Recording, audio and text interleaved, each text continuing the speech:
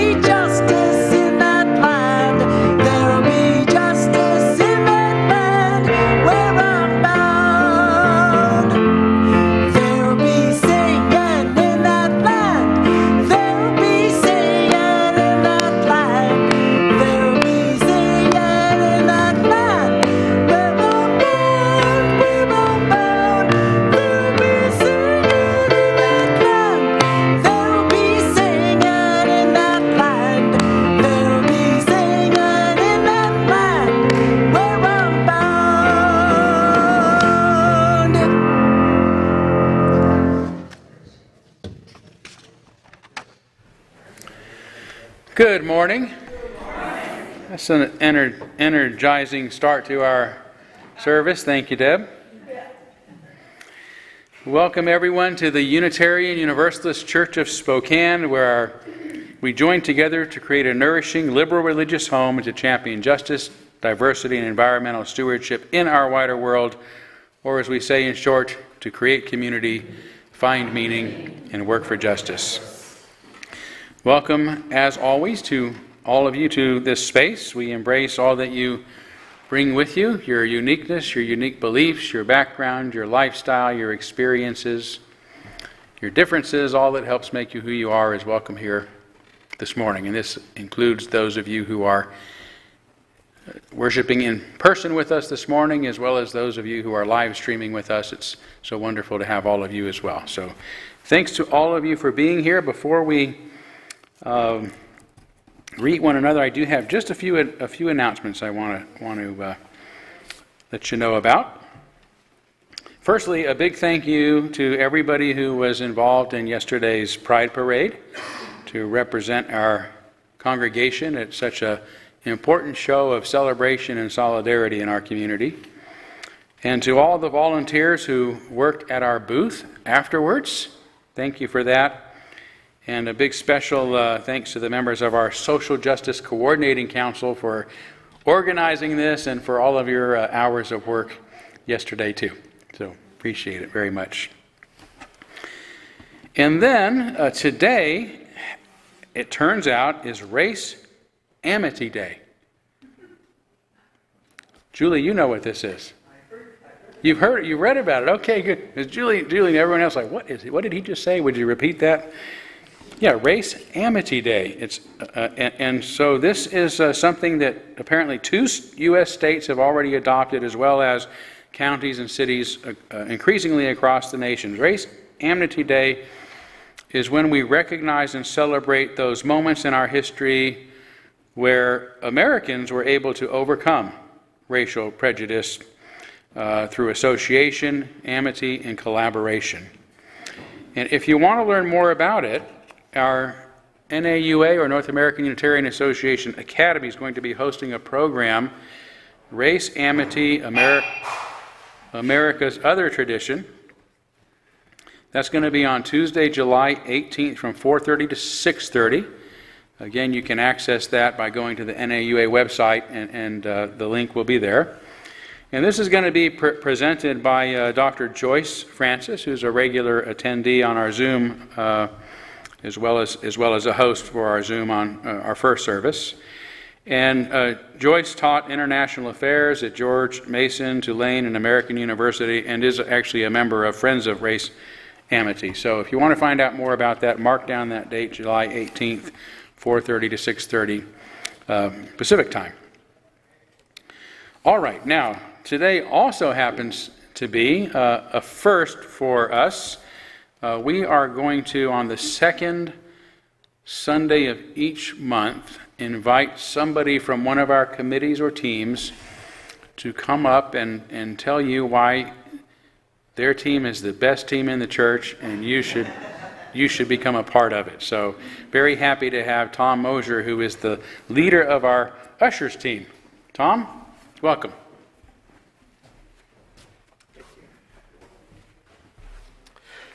Well, good morning. Something really neat happened at the Pride Parade booth yesterday. I got to talking with several people who were there, and I asked 5 people, would you consider joining our usher team? And 5 people said yes. So that means we only need about 5 to 6 to 7 more in order to fill it out, so that each person would maybe only have to do once a month or once every 6 weeks. So my pitch is that you would consider that very light duty, but it's really important, because who do we see every week at church? An usher. Handing out a program, collecting the offering, and most of all, which maybe many of you who are here regularly don't know so much about, is singling out new people, identifying them, going up to them, and making them feel welcome. And we have a welcoming team that does some of that too, but the ushers can do a lot of that.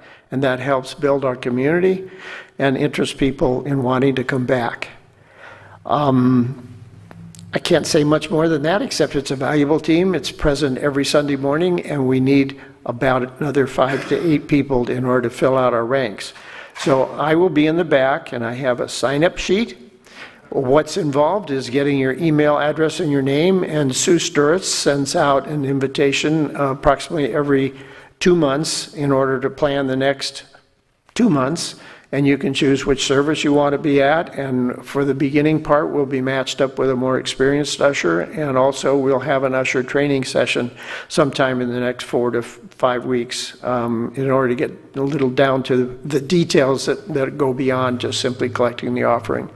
So please consider that. We need you, and we will be welcome and have a lot of fun while you're doing it.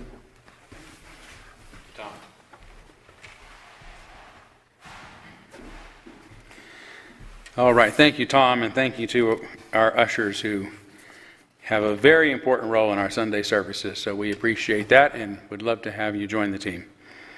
So let's take a couple of minutes now, as is also our tradition on Sundays, to greet one another.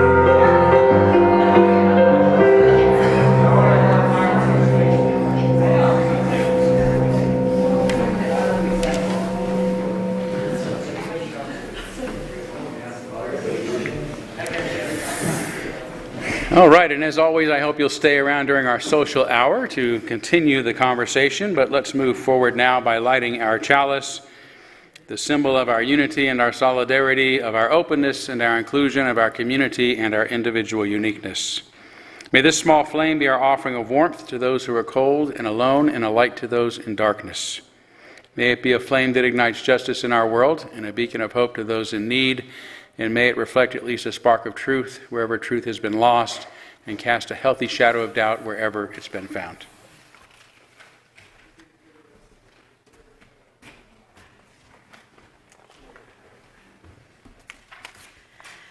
Our opening reflection this morning is on the theme of equity and equality, and I wrote what I thought was the difference between equity and equality, but you're going to get a much deeper impression after the sermon. But this is what I thought of. You most likely have heard this famous poem by William Carlos Williams about the plums. This is just to say, I have eaten the plums that were in the icebox and which you were probably saving for breakfast. Forgive me, they were so delicious, so sweet, and so cold. Let's say it was 3 plums. Suppose in my refrigerator I have 3 more sweet plums, and I gave them all to you. That's equality. We each got 3 plums. Now suppose I gave you 3 lemons instead of plums. That would be equity. We each got 3 pieces of fruit, right? But wouldn't you be disappointed to have sour lemons instead of sweet plums? Equity is not the same as equality.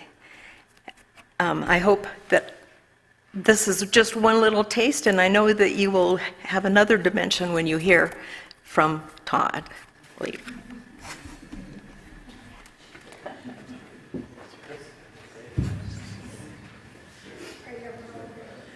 Our first in-service song is out of our turquoise hymnal. It's called How Could Anyone, 1053, so you can also access the screen.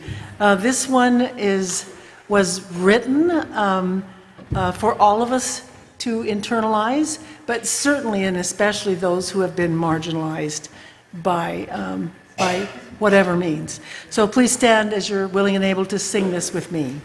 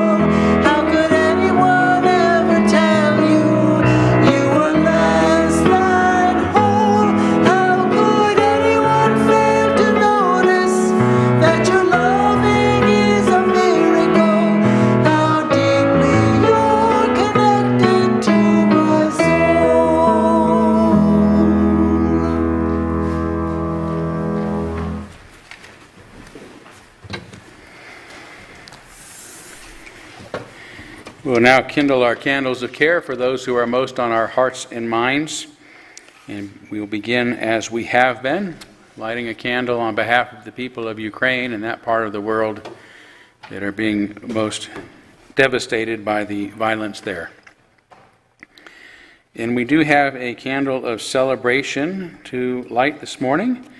Church members Dell and Nancy Avery celebrated their 50th wedding anniversary 2 days ago on June 9th. So when you see them, congratulate them. And you know what I said, I didn't even know that you were 50 years old. So definitely young for having been married 50 years. So congratulations to Dell and Nancy. I think they're away celebrating, but be sure and congratulate them when you see them. So let's take a moment of silence now on behalf of others that you might be thinking of, and as always, you're welcome to name them aloud if you'd like.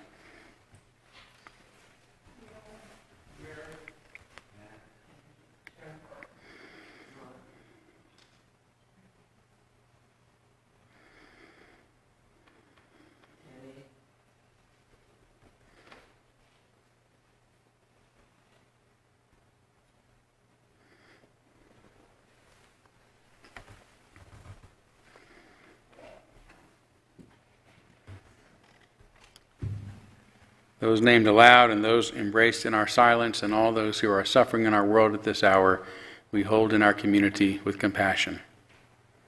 And we now gratefully give and receive this morning's offering, which helps sustain this community and our mission to the larger world.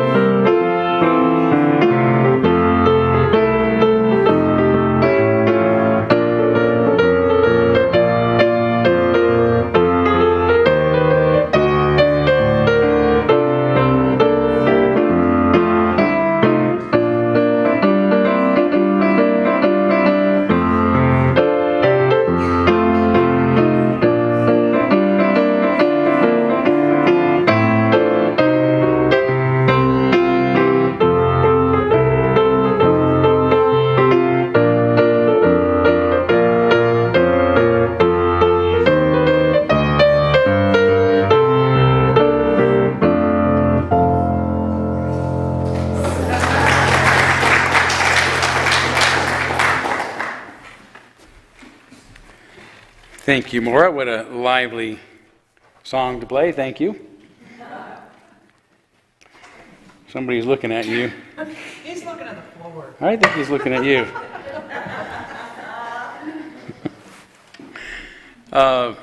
Time for our story for all ages. Does anybody want to come up and for the story for all? Yeah, great.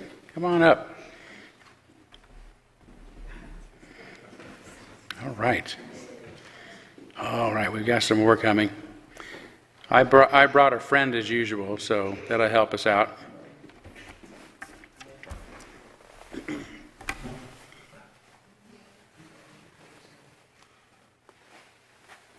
Looky here. Hey, it's our old friend Avery Mann. Avery, it's been a while since you've joined us. Seems like the last time you were here, you were looking to find the right career. Have you figured that out yet? Yes, I decided to become a professional baseball player. A professional baseball player. Well, are you getting the swing of it? You're never going to win in America's Got Talent with jokes like that. Well, I guess there goes that dream. Okay, so bad puns aside, I had no idea actually you were even an athlete. No, it's completely new to me.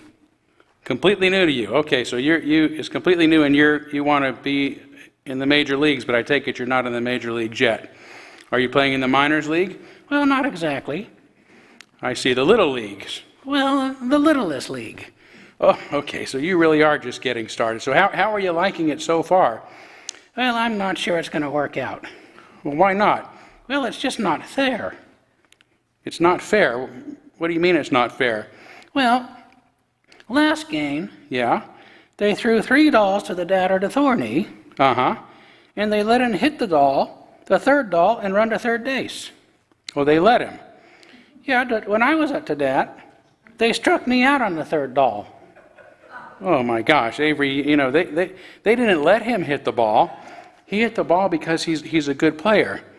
Well, they must have thought Dad about it. Why is that? Well, because the next time I was up, they gave me Thor dolls and then let me walk to third base. Well, I don't think that was because they were being fair. Well, I thought they were. The next thing you know, they let the guy ahead of me. The next time I was up, they let the guy ahead of me run all the way home. But they need to get off the field after I walked to second. It's just not fair. So you walked to second, you didn't run to second. Well, just like I walked at first. It's not fair. Okay, I see. Anything else? Well, yes, after the game was over, Uh-huh. they named Fast Eddie the most valuable player. Well, what's wrong with that? Well, he was the most valuable player the last game, too. When is it going to be my turn to be the most valuable player? It's not fair. Okay, let me ask you, Avery. Did you get your turn up to bat? Lots of turns, but after that, the game is completely unfair.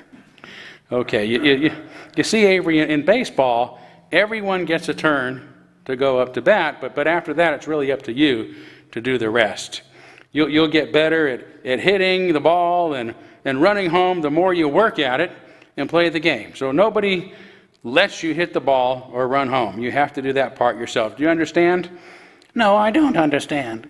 I think baseball is unfair. Well, I'm sorry to hear that. Well, it's just as well.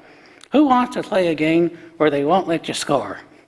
I've got a new interest in mind anyway. Oh, what's that? Football. Football. You think football is going to be better than baseball, huh? Sure.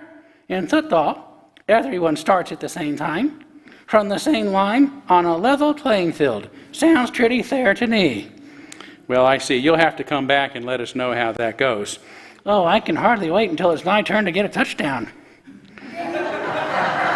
Okay, good luck. We'll talk to you later, Avery. All right, let's sing our children out.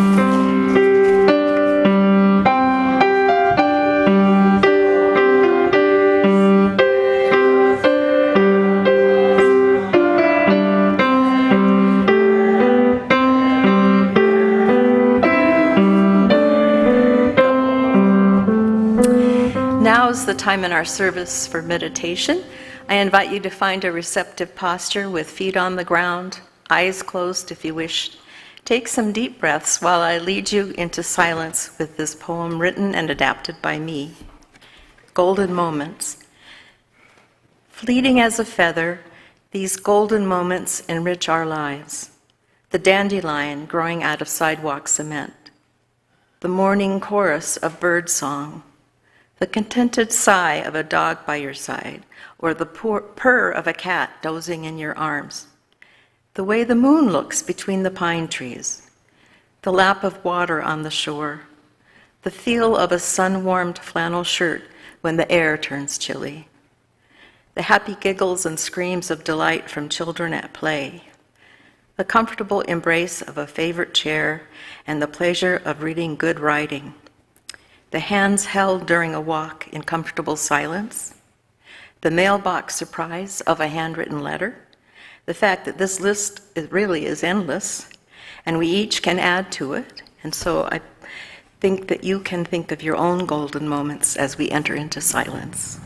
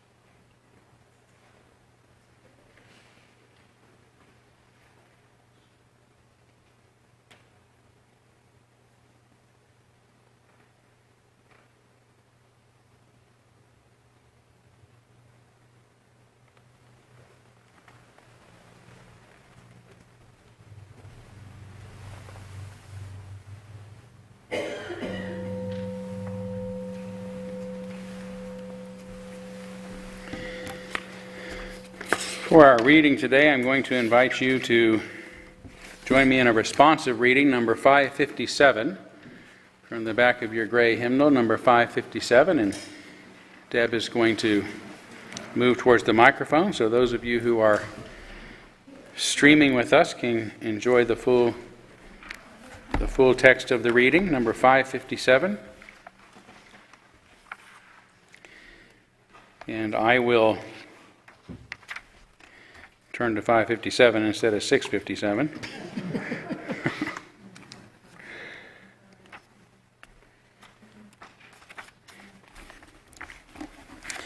And I will begin and ask the congregation to be our respondents today. All living substance, all substance of energy, being, and purpose are united and share the same destiny. All people, those we love and those we know not of, are united and share the same destiny. Birth to death, we share this unity with the sun, earth, our brothers and sisters, strangers. Flowers of the field, snowflakes, volcanoes, and moonbeams. Birth, life, death, unknown, known, unknown. Our destiny from unknown to unknown. May we have the faith to accept this mystery and build upon its everlasting truth.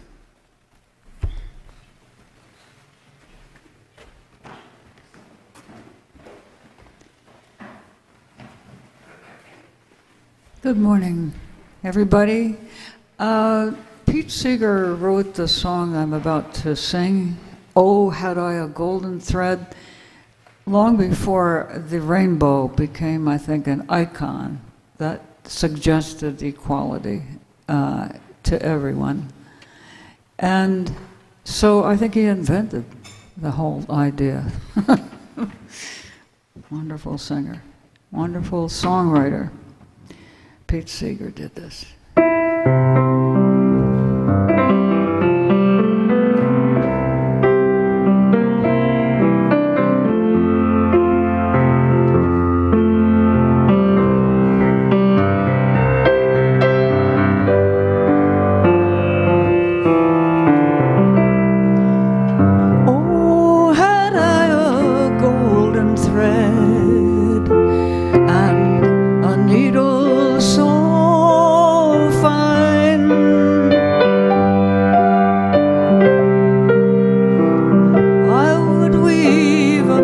magic strand of rainbow design,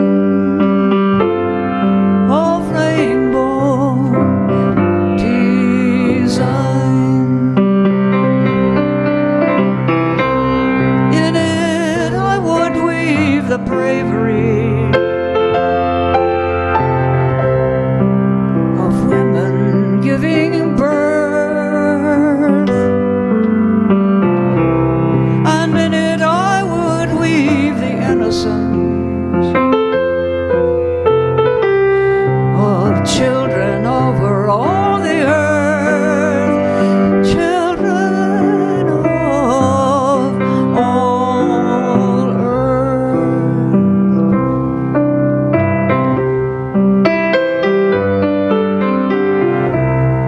In it I would weave the restlessness of men going ever far through the heat of blistering desert sands and blizzards of the north, of the frozen north.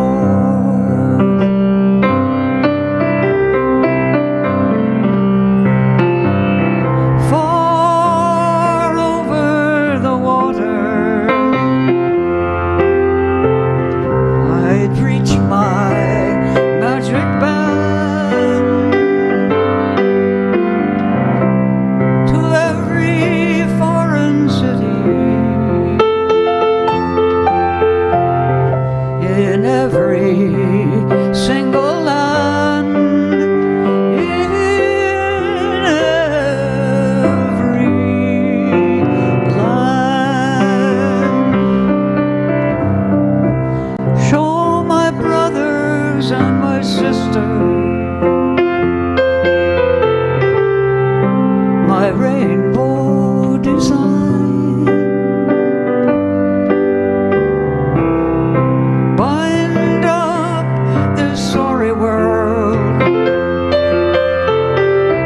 with hand and heart and mind, hand and heart and mind. Far over the water I'd reach my magic band to every human being,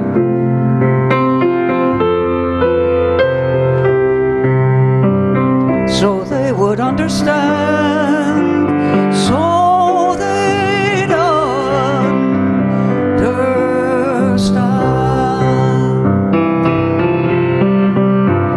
Oh, had I a golden thread and a needle so fine, I would weave a magic strand of rainbow design, of rainbow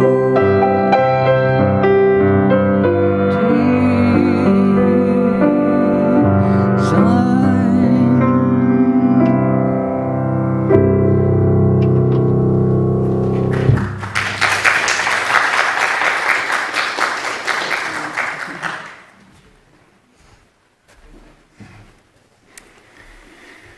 Thanks again, Pam, for bringing Pete Seeger back to us in such a beautiful way.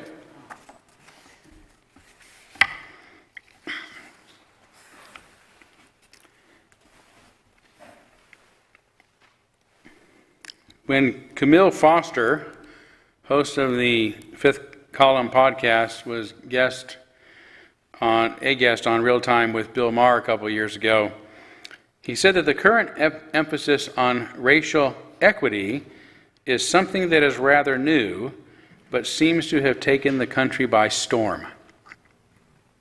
We do hear it a lot nowadays, even though just a few years ago we seldom, if ever, heard the term at all. Equality has been the word that we've used to describe the type of justice we want for everyone in our society, especially for those who have been most often excluded from its benefits. Although they sound similar, they are not synonymous, or at least have not been used synonymously. Yet equity has largely supplanted equality in today's nomenclature. The familiar acronym DEI stands for diversity, equity, and inclusion, not diversity, equality, and inclusion, for example. On the day of his inauguration, January 1st, 2021, President Biden signed Executive Order number 13985, better known as Advancing Racial Equity and Support of Underserved Communities through the Federal Government. It says the federal government should pursue a comprehensive approach to advancing equity for all, and affirmatively advancing equity, civil rights, racial justice, and equal opportunity is the responsibility of the whole of our government. Because advancing equity requires a systematic approach to embedding fairness in decision-making processes, executive departments and agencies must recognize and work to redress inequities in their policies and programs that serve as barriers to equal opportunity. So that sounds like a significant and valuable way to begin a presidency, but I wonder why not use the word equality, which we are already familiar with, to describe what he's getting at rather than equity. They sound so similar and are used in response to the same kinds of injustices that it seems like they must mean the same thing. But in a November 1st, 2020 campaign tweet, soon-to-be U.S. Vice President Kamala Harris explained, there's a big difference between equality and equity. Equity suggests, everybody should get the same amount. The problem with that, not everybody's starting out from the same place. So if we're all getting the same amount, but you started over here and I started out over here, we could get the same amount, but you're still going to be that far back behind me.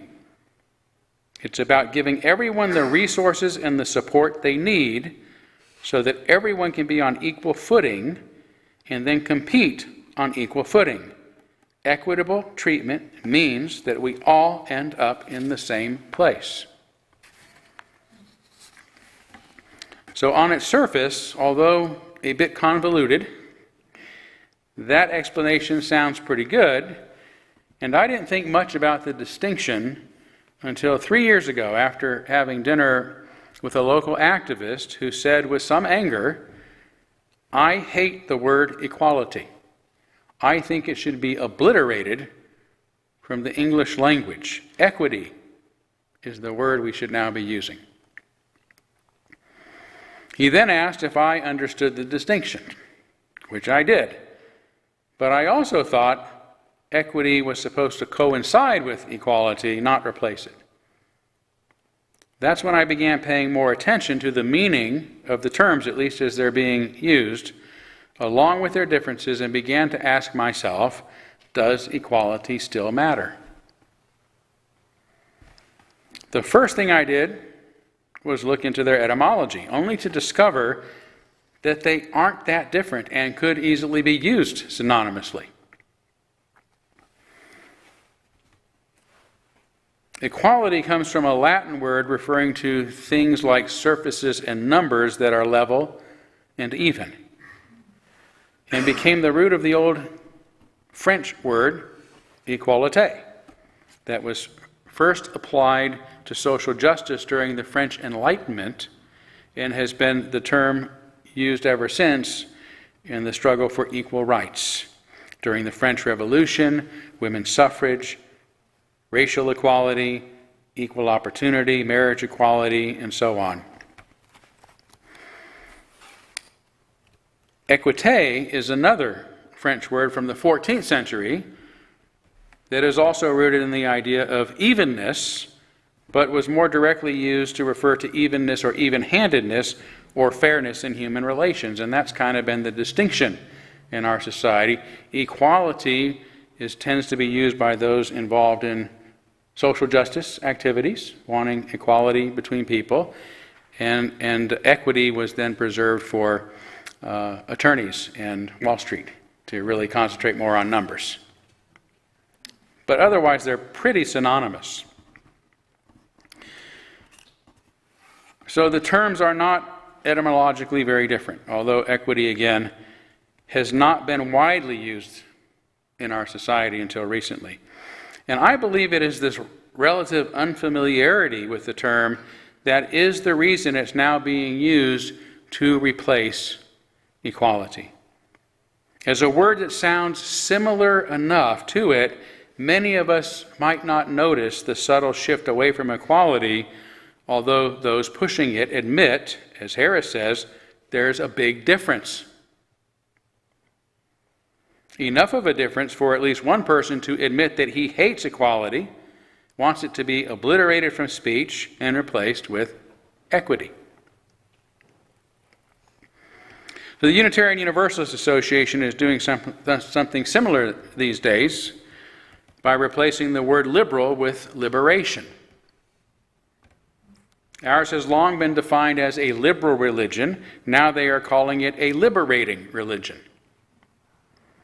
They sound similar enough to be almost indistinguishable, but they represent very different approaches. Liberalism refers to a particular value system and way of life that determines how we go about achieving our aims. Liberation refers only to the final outcome of our aims and says nothing about how we should go about achieving them. The same is true with how equality and equity are now being used. Equality, especially as it has been used since the Enlightenment, has been a product of liberal values and is achieved by promoting and adhering to those values: human dignity, freedom, reason, and tolerance. Equity, as a linguistic tabula rasa for many of us, a blank slate, only refers to the aim of equality, not to how we get there, let alone how such a quality of outcome can possibly be maintained. Although it should be synonymous with equality, equity is being used to refer to achieving particular outcomes no matter how they are achieved. When this happens, when ethics focus primarily on outcomes, the ends can be used to justify the means. Whatever it takes, no matter what we ruin in the process or whose rights get trampled on or what or who must be sacrificed, is morally necessary and thus justified to accomplish the righteous cause. Traditional notions of equality, however, being an outgrowth of liberalism, as demonstrated by the common humanity ethic of Dr. King, require us to go about social reform in a just way, in a way that reflects our humanitarian values. Hence, the word equality has become problematic for those seeking to forge ahead by any means, as has the word liberal for those seeking to force their latest utopian ideal on the rest of us. So to oversimplify the difference between what it means between these two terms as they're being used, equality refers now to equal opportunities, and equity refers to equal outcomes. A popular illustration of the latter depicts a group of kids of unequal height standing atop different sized crates so that they are all exactly the same height when looking over the top of a fence. And I think this is a good image of what it takes to accomplish equality in some cases, especially when you're talking about equal access to opportunities and benefits of our society. Some outcomes should, no doubt, be the same. Some outcomes should no doubt be exactly the same. Sentencing criminals, for example, should be the same for everyone, yet statistically we know that non-whites disproportionately receive longer and harsher sentencing than whites. Systems and rules must be put in place to prevent this kind of injustice. As a liberal, this is precisely what I believe ought to be the function of governments and laws, to level the playing field so that everyone has equal rights and equal opportunities regardless of their individual identities and ideologies. A black kid should have access to the same kind of quality public education as a white kid, or a poor kid as an affluent kid. That requires a fair public educational system, a fair and well-funded public educational system. Likewise, a gay couple should be free to legally marry the same as a straight couple can, and that requires equality under the law. But if you notice, this is not what Vice President Harris says equity means. She talks about everyone starting from the same place, that is, having an equal opportunity, so that everyone can compete on equal footing. And equal footing is good. But how can it be considered competition if, as she goes on to say, equitable treatment means that we all end up at the same place? There's no point in competing if our rules and regulations and maybe even our standards of living are artificially adjusted so that everyone ends up in the same place. If legislating such an outcome were even possible. Communist Russia and China have tried doing this very thing for decades and have failed to establish the prosperous and just societies their Bolshevik and Maoist revolutionaries originally fought for. It's been a failure to force equality on people because their spirits cannot thrive.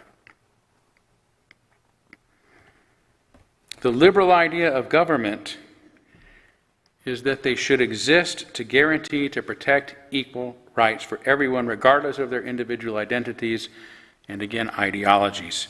Governments should thus establish laws, policies, and systems to ensure equal access to our basic needs for adequate quality food, shelter, and clothing. And these days, it is a need to have quality public education, health care, and employment or income, along with equal protection and treatment by our criminal justice system.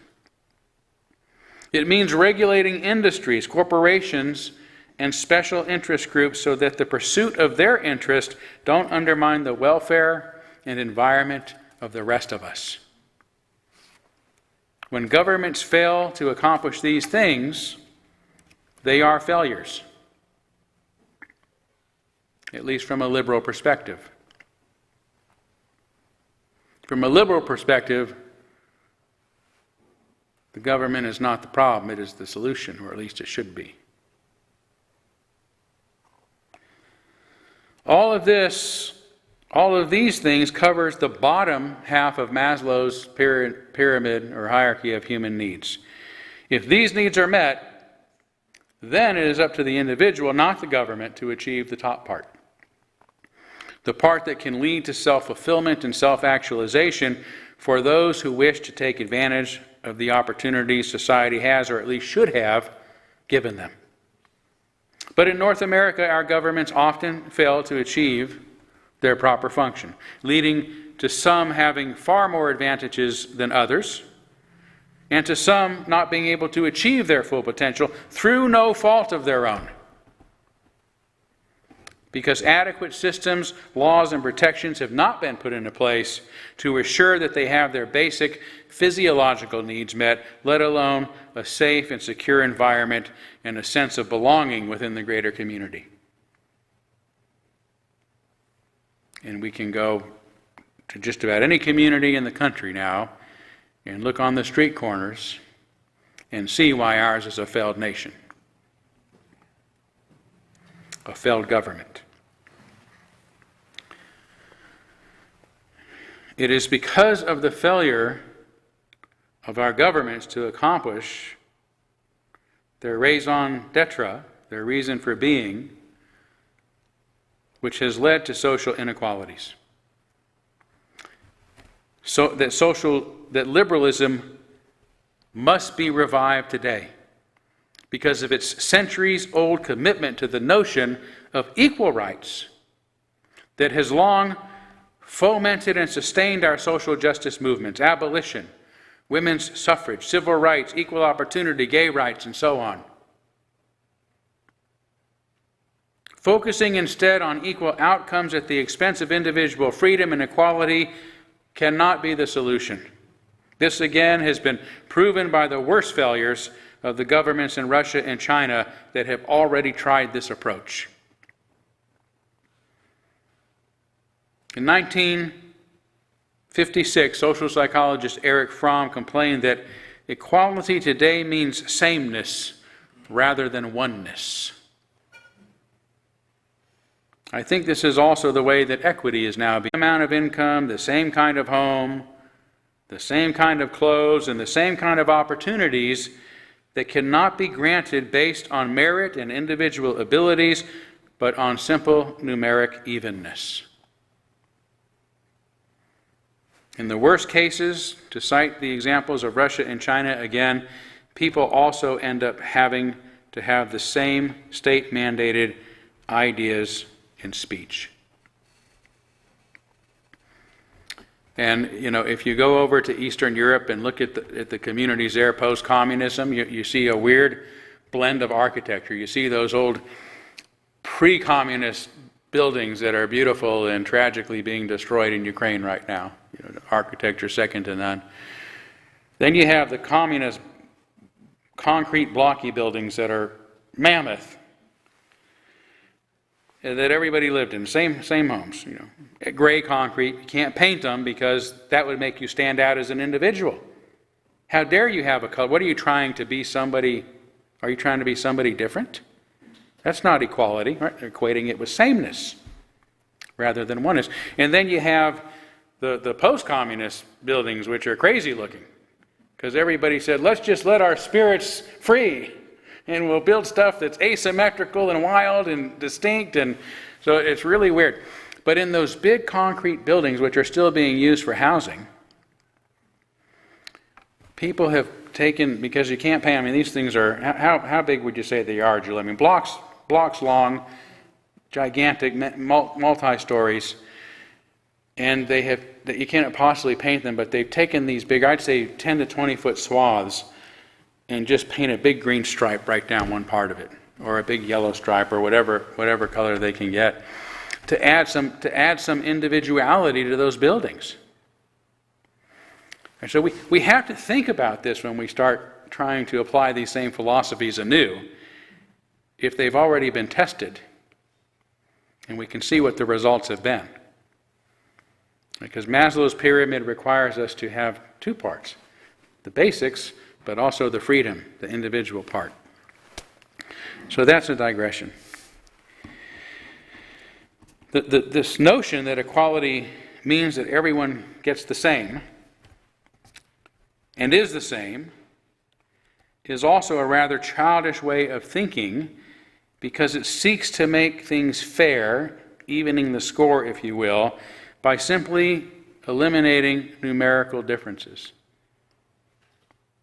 I remember reading a story one time where the older brother had finished his dinner and got to have a second piece of cake. And the little brother was waiting there with just one piece of cake, even though he hadn't finished his meal. And he wouldn't finish his meal because he wanted it to be fair. He wanted 2 pieces of cake. And I said, well, you got to finish your dinner first. And he just refused. And finally, in a fit of frustration, she took the knife and she went and cut the 1 piece of cake in half, and he was perfectly happy. Fair is fair. Now he had 2 pieces of cake. See? Childish. So a couple of years ago, for example, while I was visiting Silver Falls State Park in Sublimity, Oregon, this is a true story. I'm not writing a fantasy piece here. This is actually a place. Silver Falls State Park, beautiful place. I can't remember how many falls they have there, but 16, 20, something like that. There's a lot of them, right? I mean, you just walk around beautiful waterfalls everywhere you go.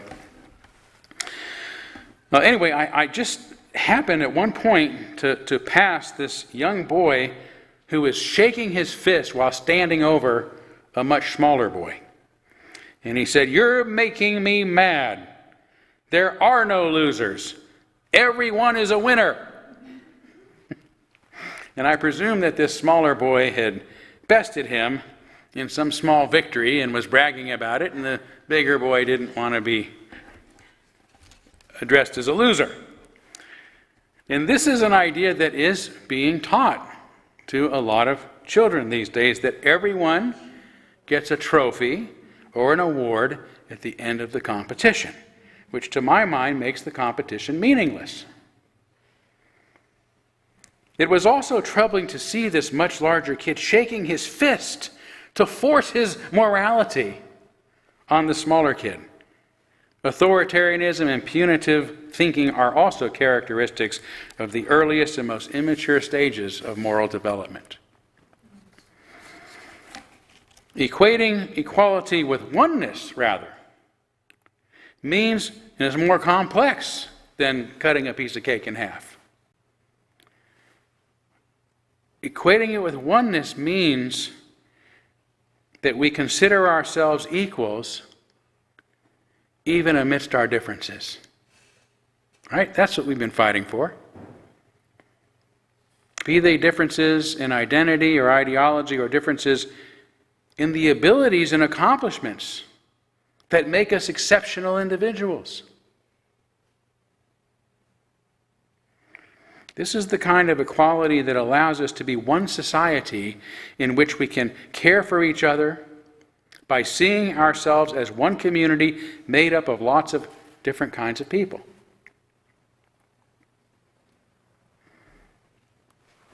Equality is about putting laws and systems in place so that everyone, as Kamala Harris says, has equal footing. But it does not mean that we additionally must adjust the finish line so that everybody crosses it at once, so that we all end up in the same place. This is some of those living in those countries I've already mentioned might say amounts to a miserable existence. And I can remember during the Cold War, remember the cars and buildings and technology that the Soviet Union was known for was old and blockish. No innovation. Why would anybody innovate if you can't compete? If you can't be different, if you can't stand out, if your spirit's not free?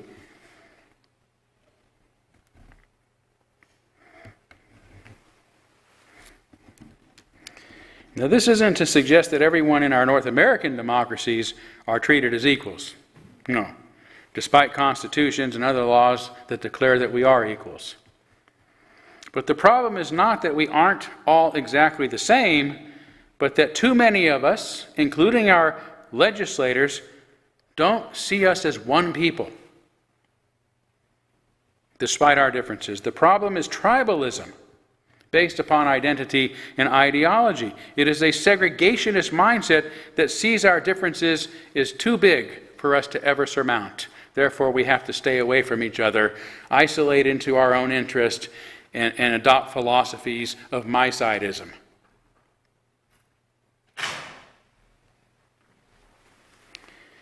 A simple example occurred right here in Spokane a few years ago during the Unitarian Universalist Association's General Assembly. Attendees from all over the country gathered, probably places around the world, to march together in a public demonstration against building a new jail.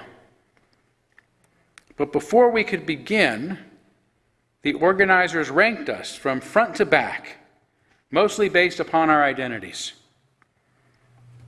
Up front, if I recall, were all those with physical disabilities, which arguably makes sense, or is at least thoughtful. Behind them were members of the local indigenous tribes. Behind them were the people of color. Then I think the members of our local church. And so it went until all the able-bodied white people, who, let's face it, were the majority of people there, marched behind everyone else. It was at best terribly paternalistic and insulting, and at worst an extraordinary example of the kind of segregation social activists were once set on ending, not arranging.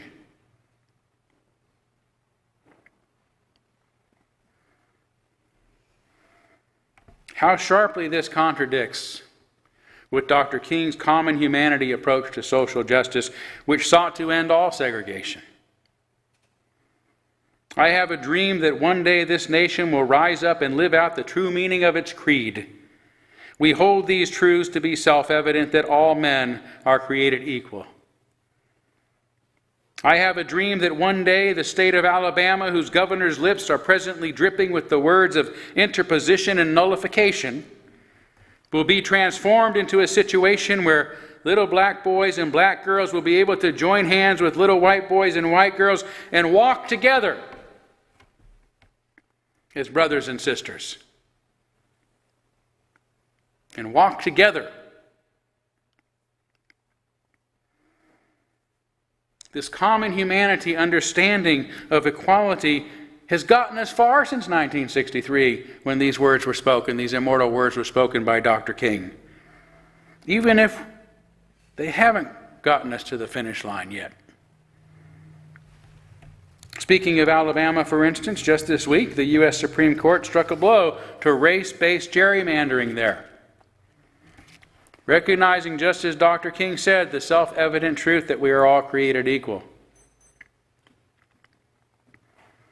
This is why, in answer to my own question, I do believe equality still matters.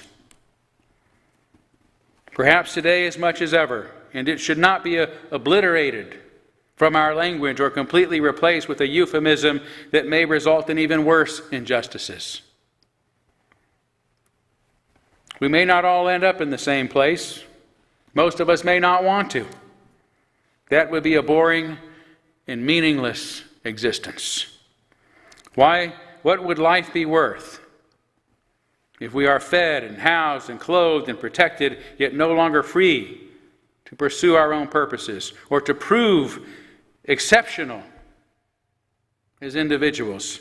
How, as human civilization, might we ever advance as individuals if we are not free to innovate?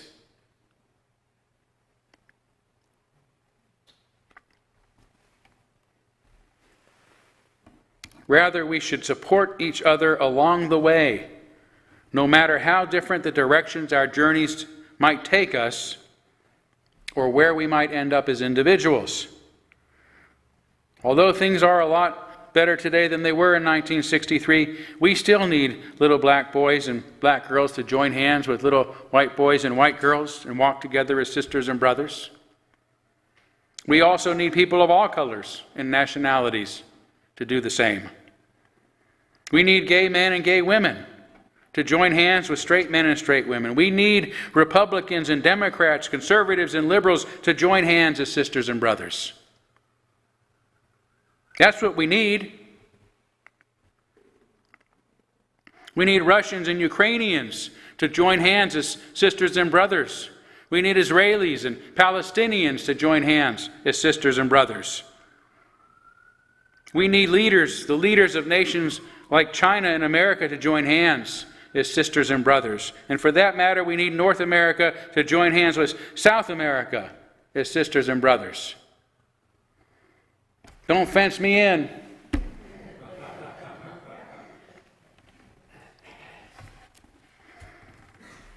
For as our world has become increasingly smaller, its people are becoming increasingly divided, retreating into old identities instead of embracing our common humanity. The recognition that no matter how different we are, how far apart we might be, we are more alike than not. And now, for the whole world's sake, we need to come together as one human family, a family of equals. As Chief Joseph of the Nez Perce said 100 years ago, the earth is the mother of all people, and all people should have equal rights upon it. We've not gotten there yet, and that is why I believe equality still matters. Thank you.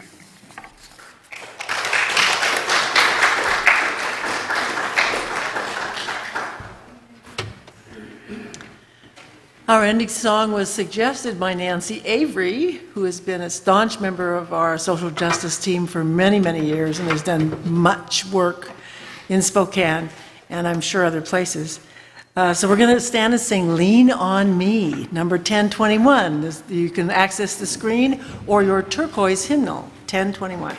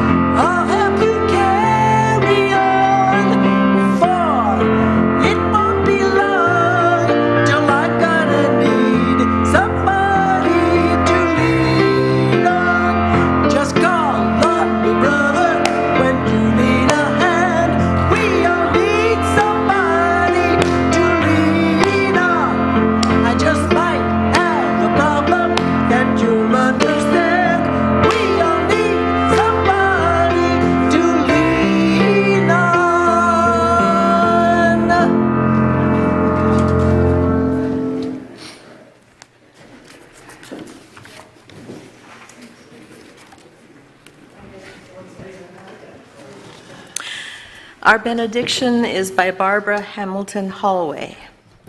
Go now in peace. Deeply regard each other. Truly listen to each other.